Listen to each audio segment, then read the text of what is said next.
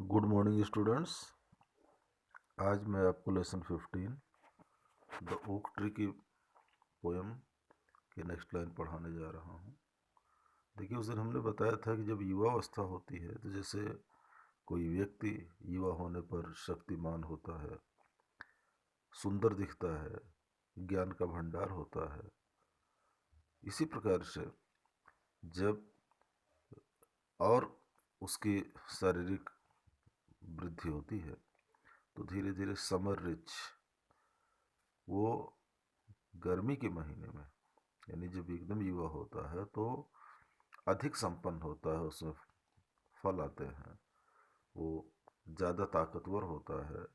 Then धीरे धीरे धीरे धीरे करके ऑटम चेंज शॉबरर ह्यूड, ऑटम जो है वो आता है, पतझड़ का समय जब आता है ना तो शॉबरर ह्यूड, तो धीरे धीरे उसकी सुंदरता घटने लगती है। उसी प्रकार से आदमी की भी सुंदरता जब वृद्धावस्था आती है, जो युवावस्था के बाद धीरे धीरे जब वृद्ध होता है तो उसकी भी सुंदरता और ताकत दोनों कम होने लगती है।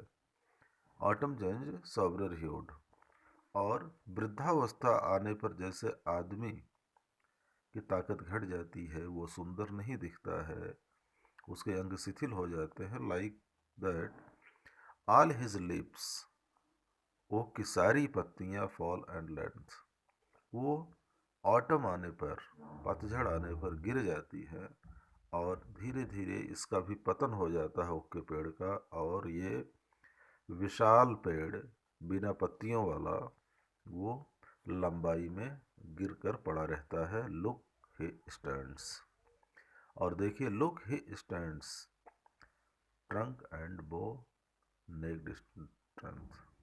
अब ये क्या होता है, केवल ये लंबाई में खड़ा रहता है, उसके बाद धीरे धीरे शक्ति इसकी खत्म होने पर ये गिर जाता है। केवल इसका ट्रंक एंड वो, इसका ट्रंक, तना इसका रह जाता है, नेक स्ट्रेंथ, और इसकी ताकत बिल्कुल खत्म हो जाती है।